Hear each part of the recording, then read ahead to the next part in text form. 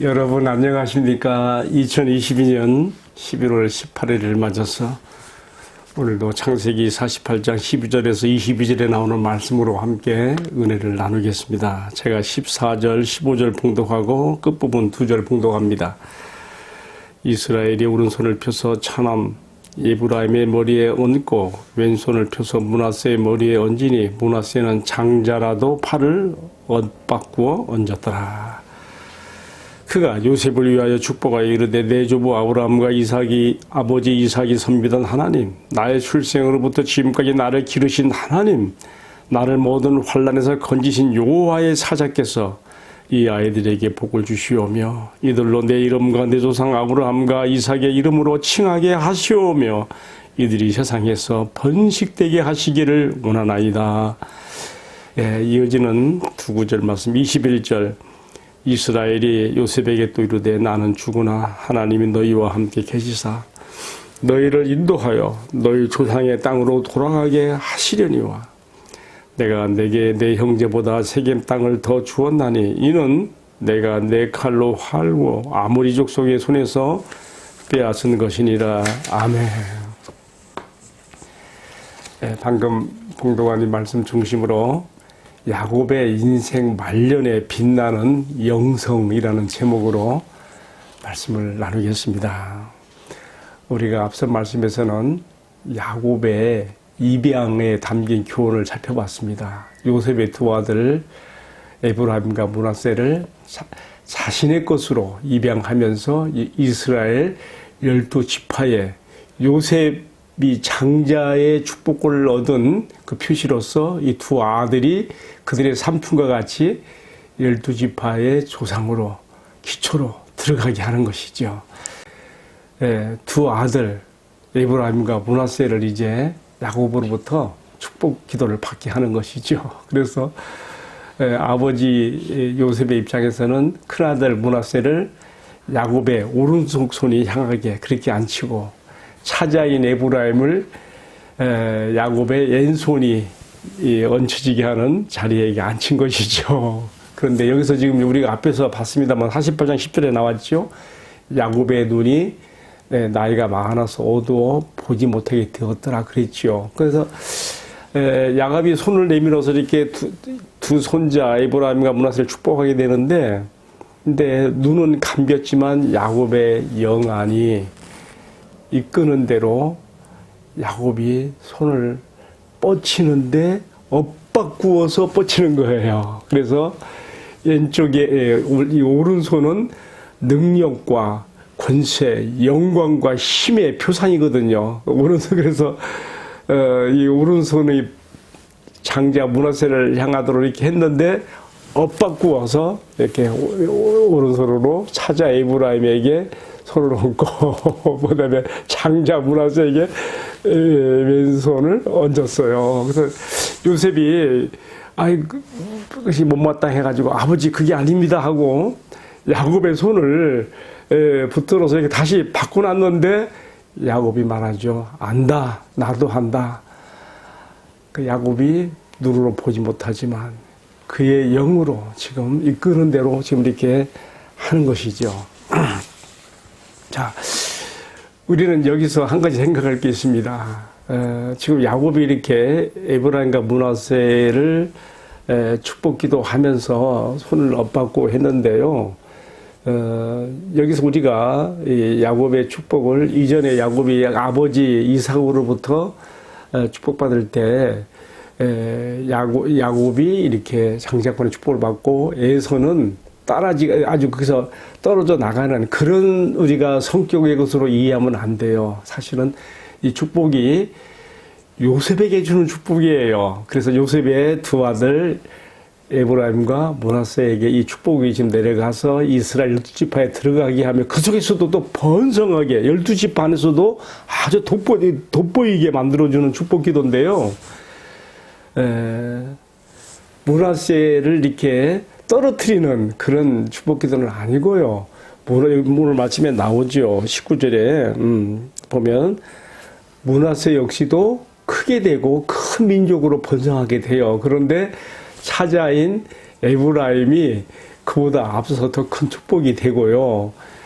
그래서 이스라엘 사람들이 훗날에 속담으로 하는 말이 뭐라고 하게 되는가 하면 하나님이 너에게 에브라임 같고 므낫세 같게 하시리라 하는 속담의 그러한 말이 나오는 그러한 하나의 시발이 여기서 되는 것을 우리가 볼 수가 있습니다. 우리가 이후에 이러한 야곱의 축복이 어떻게 성취되었을까 이렇게 보게 되면요. 실제로 에브라임과 므낫세가 이스라엘 12지파가 땅을 분배받았을 때에 남쪽에서는 가나안 남부에서는 유다가 가장 크게 차지하지만은 가나안 북부에서는 바로 이 에브라임과 므낫세가 가장 크게 차지해요. 지금 제가 요단강 서편을 두고 하는 말이에요. 동편에는 루벤, 갓, 므낫세 반지파가 받았지요. 어쨌든 제가 보기에 이 에브라임과 므낫세가 가나안 북부 지방에서 가장 큰 말하자면 지경을 갖게 되고요. 그뿐만 아니라 인구 수요에 있어서도 아주 큰 숫자를 갖게 되고 에브라임 지파는 유다 지파와 이렇게 쌍벽을 이룰 만큼 지도력도 행사하게 되고 나중에 남부강국으로 갈라졌을 때 북이스라엘의 주도권을 이 에브라임 지파가 지지 않습니까? 어쨌든 야곱이 하는 축복의 예언 그대로 이렇게 이루어진 것을 볼 수가 있습니다. 제가 오늘 글로 쓰는 생명의 삶 게시판에다가는 여기에 대한 자세한 설명을 많이 썼는데 제가 생략하기로 하고요. 더 중요한 것이 있어요. 야곱이 지금 요셉의 두 아들 에브라임과 므낫세를 축복을 한 다음에는 또 요셉에게 또 더불어서 또 축복하는 얘기를 합니다. 그게 21절과 22절 제가 읽었던 말씀인데요. 야곱이 이렇게 말했어요. 나는 죽지만은 하나님이 너희와 함께 계시사 너희를 인도하여 너희 조상의 땅으로 돌아가게 하실 것이다. 그런데 중요한 그 다음 22절이에요. 내가 너에게 너의 형제들보다 세겜 땅을 더 주었나니. 세겜 땅을 더 주었나니 그랬어요. 이 세겜은 굉장히 이 야곱에게 있어서 아주 큰 환란을 경험했던 그런 특별한 땅이에요. 근데 그곳이 요셉에게 더 특수적으로 하면 요셉의 두 아들 므낫세와 에브라임에게 속한 땅으로 가게 만든다는 것이죠. 그리고 또 뭐랬는가 하면은 이는 내가 내 칼과 활로 아모리 족속의 손에서 빼앗은 것이라 그랬어요. 근데 그러니까 우리가 이 구절을 잘 이해할 필요가 있어요. 지금 야곱은요, 자신이 이스라엘을 상징하고 대표하는 자로서 지금 가나안에 살고 있는 가나안 7족을 대표하고 상징하는 아모리족을 지금 멸하여 그 가나안 땅을 자신의 후손에게 주는 것으로, 유업으로 주는 것으로 말하고 있는데요. 사실은 이것을 지금 상징적으로 이렇게 말하고 또 그들의 야곱의 후손이 마침내 이렇게 될 것을 예언하는 것이죠. 제가 지금 여기서 강조를 두고자 하는 것은 야곱이 세겜 땅을 특별히 너에게 요셉에게 준다 했거든요. 그래서 요셉의 두 아들 누구예요? 므낫세와 에브라임에게 들어가야 되는 것이죠. 우리가 여호수아도 역시 에브라임 지파에 속한 모세 후계자 영도자지요. 그가 이스라엘이고 가나안에 들어가서 이 가나안을 정복하고 땅을 분배하게 될 때에 바로 지금 이 본문에서 야곱이 요셉에게 말하는 이 세겜이 어디로 가느냐, 어느 지역에 들어가게 되느냐 보면 제가 지도를 살펴봤어요. 그것도 특이해요. 므낫세가 가나안 북부에서 좀 북쪽에 있고 에브라임은 남쪽에 있는데 중앙 경계선 바로 거기에 이 세겜이 있는 거예요. 그러니까 두 아들에게 다 함께 공유되어지는 그 지역에 이 세겜이 들어있음으로써 야곱의 이 요셉을 향한 장래사의 축복이 아주 정확하게 거기서 성취되는 것을 볼 수가 있고요. 또 한편 여호수아 우리가 20장 32절 말씀에 보게 되면 출애굽할 때 모세가 요셉의 해골을 치하여 올라갔다 했거든요. 근데 그 해골을 어디다가 묻는가 하면요, 바로 여기 세겜, 야곱이 요셉에게 자신의 아들들, 요셉의 형제들 중에 더욱 특별하게 주는 땅이라고 세겜을 지명했는데 거기에 에브라임과 므낫세 경내의 중앙선 경계에 묻혀지는 것을 우리가 확인할 수가 있습니다. 제가 왜 이 말씀을 드리는가 하면요, 이만큼 야곱의 말년에 그의 내면에서 그 빛나는 영성이 얼마나 얼마나 정확하게 장래사를 예고하며 그가 하나님의 영의 인도를 받았는가 우리가 여기서 알 수가 있는 것이죠. 자, 그래서 오늘 말씀은 자연스럽게 그렇게 이제 교훈과 적용으로 흘러가게 돼요. 그렇다면 이 야곱의 말년에 빛난 이 영성은 어떻게 어디로부터 형성이 된 것인가? 참 궁금하지 않습니까? 그러니까 제가 오늘 제목을 그래서 야곱의 말년에 빛낸 영성이라고 했는데요. 저는요 이 질문에 대해서 특별히 참 제 나름대로 생각한 말씀은 뭐냐면 야곱이 바로 앞에 섰을 때에 자기가 살아온 인생을 회고하면서 뭐라고 말했습니까?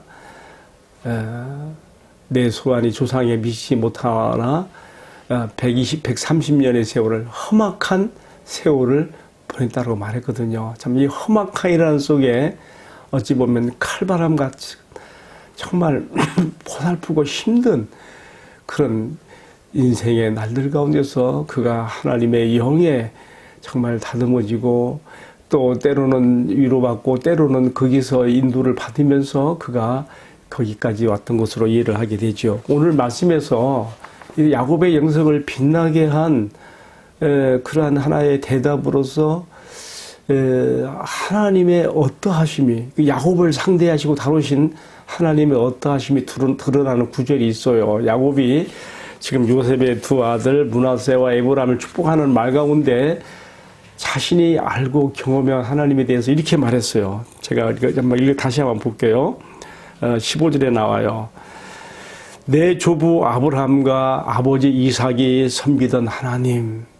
그러니까 지금 이 하나님에 대한 호칭에서는 자신의 조상들로부터 이어져 내려오는 신앙의 뿌리에 그 전통에 서 있는 야곱의 신앙을 엿보게 하죠. 또 이어서 나의 출생으로부터 지금까지 나를 기르신 하나님, 이 하나님에 대한 호칭에서는 뭘 생각하게 돼요? 마치 목자가 양을 인도함 같이 야곱의 한평생을 이끌고 주도하신 하나님의 목자 같은 손길을 여기서 우리가 또 생각하게 되고요. 근데 16절이 참 중요해요. 이렇게 또 세 번째 하나님에 대한 호칭을 이렇게 했어요. 나를 모든 환난에서 건지신 여호와의 사자께서 그랬어요. 이 대목이 좀 의문이 가요. 이번에는 하나님이라는 말 쓰지 않았고 나를 모든 환난에서 건지신 여호와의 사자께서. 여러분 여기서 나오는 여호와의 사자가 누굴까요? 우리는 여호와의 사자라고 하니까 한 천사를 또 생각해 볼 수도 있겠죠. 그러나 그렇지 않습니다. 여호와의 사자가 어디서 나왔습니까? 우리가 창세기 32장 야곱의 약복 강변의 기도에서 거기서 하나님과 더불어 싸울 때 어떤 사람과 싸울 때 그 사람이 누군가 하면 호세아 선지자는 그 하나님 앞에 울며 기도한 것으로 이렇게 표현했거든요. 씨름 기도를 한 거죠. 그때 나타나서 누구예요? 여호와의 사자예요. 여호와의 사자. 누굽니까?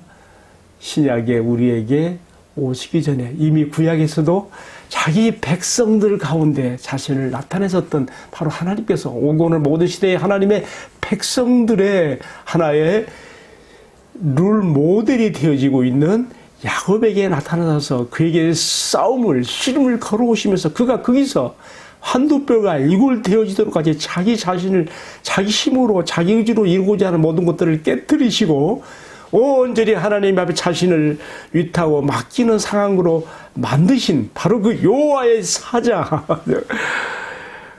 바로 그분께서 지금 요셉의 두 아들 므낫세와 에브라임에게 축복해 주시기를 바라는 기도를 그렇게 했다는 것이죠. 야곱의 말년의 영성이 어떻게 형성되었을까라고 생각하면서 바로 이러한 하나님의 손길과 역사하심이 특별히 여호와의 사자로 그렇게 여기서 표현된 우리 주님 예수 그리스도께서 그의 영으로 야곱에게 역사하셔서 그를 변화시킨 것으로 우리가 이해를 해보게 되는 것이죠. 여러분, 그런데 야곱이 약복강변에서 환도뼈가 이골되어서, 환도뼈라는 것은 자골 신경계통의 힘줄이 이렇게 끊어져 가지고 이게 다리 힘을 못 쓰게 되니까 지팡이를 싣게 되어지는데요. 그런 상태가 되었음에도 불구하고, 그러니까 그동안 살아왔던 그 인생의 그 세월 가운데서 자신이 팍 죽어지고 하나님께 위탁되는 상황이 됐어요. 그런데도 그는 약복강변 이후에 어떻게 됩니까? 지팡이를 짚고 쩔뚝거리면서도 어디로 갑니까? 하나님이 원하시는 아버지 이삭이 지금 살고 있었던 헤브론으로 가지 않고 세겜으로 갔잖아요.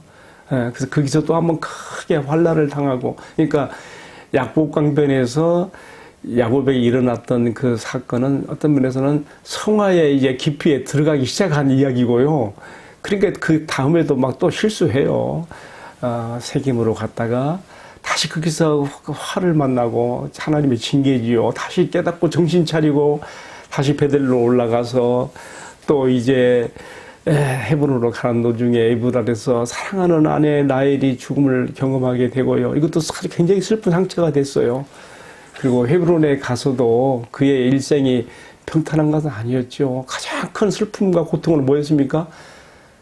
이번에는 거꾸로 자기 아들들이, 열 아들이 자기를 속여먹는 거예요. 요셉을 시기해서, 11번째 아들 요셉을, 자기들의 형제 요셉을 시기해서 요셉의 채색 옷에 염소피를 묻히고 아버지 들어오다가 들여서 주셨습니다 하면서 아무래도 요셉이 악한 짐승에게 찍혀 먹혔는가 봅니다. 그래서 깜빡 속을 넘어가죠. 그때 사실 야곱은요, 영적 나락에서 떨어지는 거예요. 그 말을 듣고. 그때 하나님께서 그의 손을 붙잡는 것입니다. 그때부터 이제 야곱은요, 더 이상 세상 물욕이나 세상 줄 붙잡는 것 내려놓습니다. 자기 자신에 대해서도 내려놓습니다. 오직 하나님의 위로만을 구하며 하나님 앞에 혼자를 자신을 맡기는 인생으로서 그의 남은 생일을 살아가다가 이제 부엘제바를 거쳐서 요셉의 초청 가운데 애굽에 내려와 지금 이 자리에 있게 되는 것이죠. 여러분, 제가 오늘의 말씀을 이렇게 길게 전하면서 저는 특별히 야곱의 말년의 영성이 어떻게 형성되었을까, 그렇게 제가 중심을 잡고 말씀을 드렸는데요. 여러분, 그렇습니다. 우리 주님께서는 이처럼 구약에서 여호와의 사자로서 야곱의 참 그 한두뼈를 치시면서까지 그의 모든 아집과 그의 욕심들을 또 자기를 믿고 의지하는 마음들 다 내려놓게 만드시고 하나님만 의지하게 만드셨던 그 여호와의 사자 우리 주님 예수 그리스도께서는 오늘 동일하게 야곱의 영적 후손이 된 우리에게도 그의 영을 통하여 우리를 단련하시고 우리를 연단하시고